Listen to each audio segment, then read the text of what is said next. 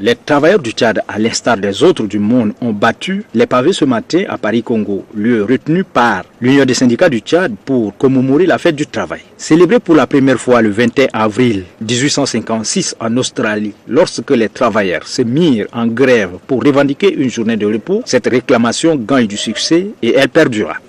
La fête du 1er mai 2019 est placée sous le thème emploi massif et objectif socle incontournable pour le développement économique et social. Les résultats des audits des diplômes, tels que publiés par le cabinet d'audit, peuvent permettre l'intégration de 8 à 10 000 jeunes sans emploi. La fonction publique du Tchad n'est pas du tout saturée. Il y a un problème de gestion des ressources humaines et de l'organisation du travail. Cette journée a pour objectif de lutter pour l'obtention des conditions de travail décentes pour les secteurs publics et privés. Mais aussi, c'est une opportunité tout indiquée pour les jeunes afin de passer leur message via cette tribune de l'Union des syndicats du Tchad. C'est une bonne chose d'avoir le représentant du chef de l'État à nos côtés. Nous profitons de sa présence pour lui dire que des milliers de jeunes tchadiens diplômés sont au chômage. Alors qu'ils veulent travailler, ils veulent être utiles à la société et à leur pays.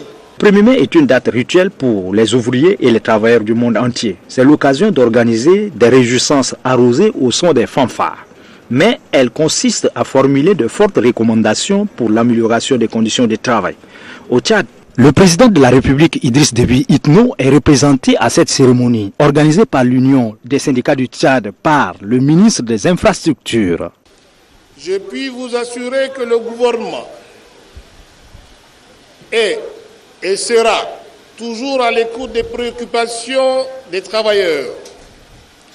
Il a toujours donné autant qu'il lui était possible des réponses appropriées aux problèmes posés.